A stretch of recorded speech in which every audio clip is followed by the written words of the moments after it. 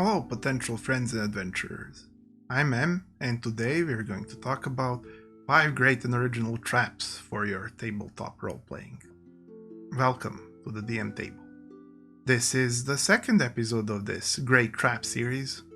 I'll be supplying these as much as you would want. Now, don't forget, these are not necessarily for every table. You should test them in your head to see whether your party would deal with them well or at all, and check whether there's a couple of solutions, but do not require specific solutions, require just that they think their way out and break out and survive. That's all you need to do. Very well then, let's start with number 1. Diseased edges. What is this? You have sharp edges everywhere. Nothing too uncommon, you would say. Some caltrops here, some blade behind the doorknob there, some sharp rocks, some bladed protrusions in corridors, occasional spikes on the floor, some spike trap pits. So that's all pretty simple and all.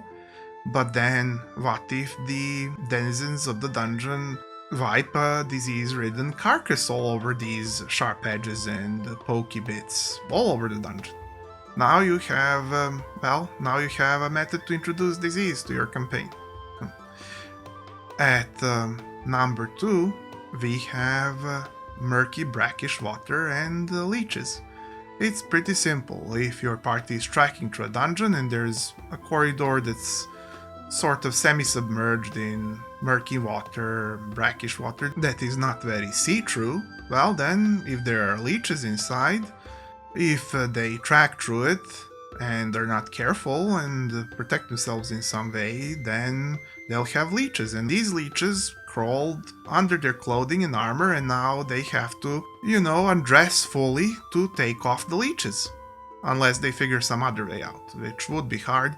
And now, what if there's an ambush on the other side that won't wait for them to get all undressed and redressed? And armor is not that fast to take off and put on back again, so... Well, it depends on the category of the armor, but still, you need to take off everything, including your shirts and pants and stuff like that, so that you take off all the leeches, otherwise at least some small penalty and HP loss will be had depending on your system, or something like that, but yeah. And then leeches might also cause some other things, and so on and so forth.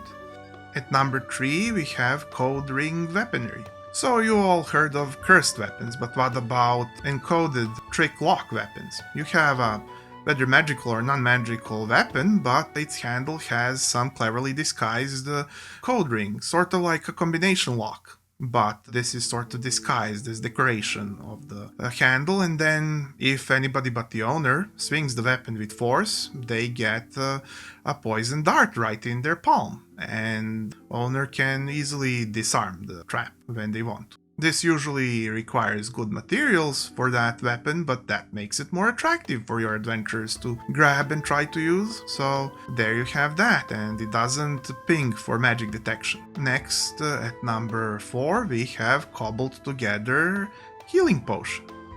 So, you want to fake a healing potion. We've all heard of illusionary and otherwise fake potions that do something else, but those are sort of detectable usually. You make some sort of mix that's tasting well enough but is poison essentially, and then to make it look magical, you grind some magical material of some sorts that's actually positive, that has positive energy that might heal a little bit. You might even make it a real healing potion if you're really precise. If you're not some sort of random goblin, you might even... Though then again, this would be perhaps something that a random goblin would think of, if a brilliant random goblin. But anyways, if you want to be really precise, you can even make a real healing potion. After all, it'll heal wounds and stuff. But it won't heal poisons, and you make it out of a poison and you disguise the taste, and now you have a real healing potion that people can detect, and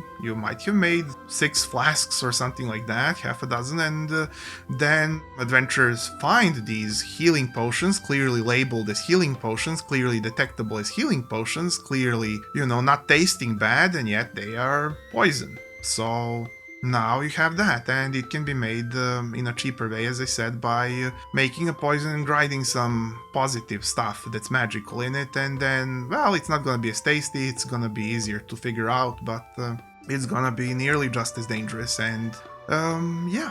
Now at number 5 we have false elevator button. This is simply if you have one of those cage elevators that is sort of open air except for the cage in your dungeon, and now the button for the top or the bottom floor, whichever one is one too many, right, for your building or structure, is false, and yet it works like all the rest of them, so it's not easy for the rogue to immediately spot that there is a different mechanism or something like that. No, it's a normal elevator button, but this one goes to the floor that's essentially lava, or, you know, spikes or something like that. It just drops the elevator straight into, you know, bad things. This one is good for adventurers to have few moments to somehow figure out how to get out of a locked mechanical cage that's lowering them into pit full of spikes, but other than that, it's a pretty subtle and cheap one to make if you already have an elevator, that is. Otherwise it wouldn't be, and it's not magical, so again, not easy to detect by magical detections, and so we have those. An adventure, if you thought some of these were unique, maybe you can spare me a click and I could see you here next and perhaps every week and give you more ideas for traps. In the meantime, I wish you good luck on your adventures. Bye.